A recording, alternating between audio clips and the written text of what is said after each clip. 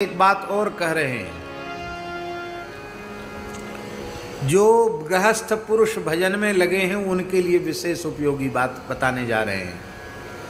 और जिनको भजन वजन से कोई लेना देना है नहीं, खाए पिए सोए, जिनके जीवन की आवश्यकता भगवान नहीं है, जिनके जीवन की आवश्यकता रोटी कपड़ा मकान है, फ्री बिजली कहाँ से मिलेगी, फ्री में राशन कहाँ से मिलेगा, इतना ही उनके जीवन का लक्ष्य है। भगवान की प्राप्ति या भगवान ने हमें मनुष्य बनाया है, इससे उन्हें कोई लेना देना नहीं। उन लोगों के लिए नहीं कह रहे हैं। गृहस्थ पुरुष को भी, ध्यान से सुने इस बात को, हम शास्त्र प्रमाण से बोल रहे हैं, गृहस्थ पुरुष को भी सहशयन निषिद्ध है।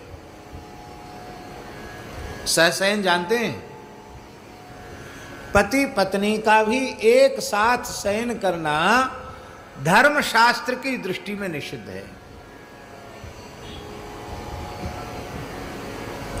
आप लोग कहेंगे सहशयन नहीं होगा तो संतान कैसे होगी? पुरुष पितृ ऋण की मुक्ति के लिए ऋतुस्नान के पश्चात जब पत्नी पवित्र अवस्था में आ जाए तो उसके बाद 16 रात्रियां इस प्रकार की होती हैं जो गर्भाधान के लिए उपयुक्त होती हैं। उनमें उपयुक्त गर्भाधान का समय आने पर उन्हें अपनी पत्नी का संतति की कामना से स्पर्श करना चाहिए और गर्भाधान के पश्चात फिर उन्हें शयन नहीं, सहशयन कभी भी नहीं करना चाहिए। और सुन लीजिए बात, यदि उत्तम सदाचारी संतान आप पैदा करना चाहते हैं तो जब तक बालक या बालिका अपनी माता का स्तनपान कर रहा है तब तक पत्नी का सकाम भाव से स्पर्श नहीं करना चाहिए। यदि स्पर्श करता है या उपभोग करता है तो उसके अंतःकरण में, माने उसका जो दूध जो बालक पी रहा है, बालक बालिका, उस पर उसका प्रभाव आता है और वह बालक दुराचारी हो जाता है, वह कन्या दुराचारिणी हो जाती है। इतनी सावधानी हमारे यहाँ शास्त्रों में गृहस्थाश्रम में प्रवेश के बाद भी दी गई है। आप लोग कहेंगे आप तो पोथी पत्रा की बात बता रहे, आज तो संभव नहीं है, हम कोई 100 साल के तो नहीं है। 100 साल के लग रहे हैं आपको? 100 वर्ष के तो हम नहीं है, ये तो पक्का है। यदि भगवान ने 100 साल तक हमको शरीर से स्वस्थ रखा तो ऐसा समझो कि 50 के ऊपर चल रहे हैं हम, 100 के तो नहीं हुए। पर हम अपने परिवार की, जहां हम पैदा हुए वहां की बात हम आपको बता रहे हैं। बहुएं अपनी सासुओं के साथ सोती थी, माताएं अलग ही सोती थी, हमने आंखों से देखा।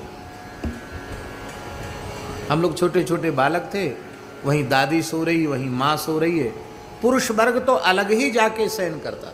ये मैंने आंखों से देखा है। अच्छे बड़े बिना पढ़े लिखे लोग भी धर्म और सदाचार का पालन करते थे।